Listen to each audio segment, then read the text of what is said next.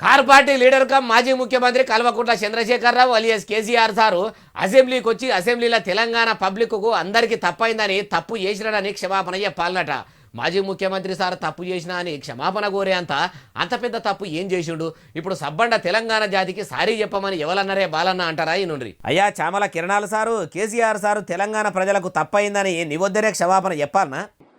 తెలంగాణకు 7 లక్షల కోట్లు అప్పు చేసిపోయి నేను తెలంగాణ ప్రజలకు చెప్తున్నా. ఫస్ట్ మీరు అసెంబ్లీలోకి వచ్చి ఈ రాష్ట్ర దౌర్భాగ్య పరిస్థితిని మీరు తీసుకొచ్చినందుకు మీరు క్షమాపణ చెప్పాలి తెలంగాణ ప్రజలు. విన్నారా ఏమంటుండో? అయ్యా ఎంపీ గారు 10 ఏళ్ల పాలనలో ఆమ్దానిలో ఉన్న రాష్ట్రాన్ని అప్పుల కుప్పలేక తయారు చేసినందుకు కేసీఆర్ సార్ తప్పైందని క్షమాపణ చెప్పాలంటారు కదా.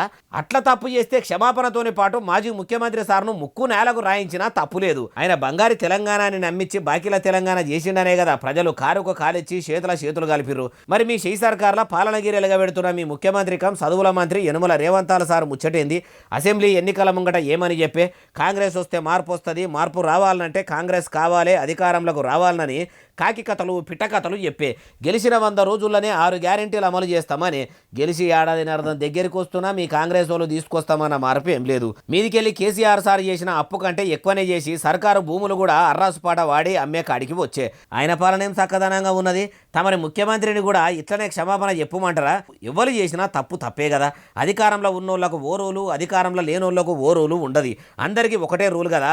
మీరన్న మాట మీ ముఖ్యమంత్రికి కూడా వర్తిస్తుందేమో. మళ్ళా ఇట్లా మీరే చెప్పాలి అంటుర్రు ఈ ముచ్చటిన్నోళ్ళు.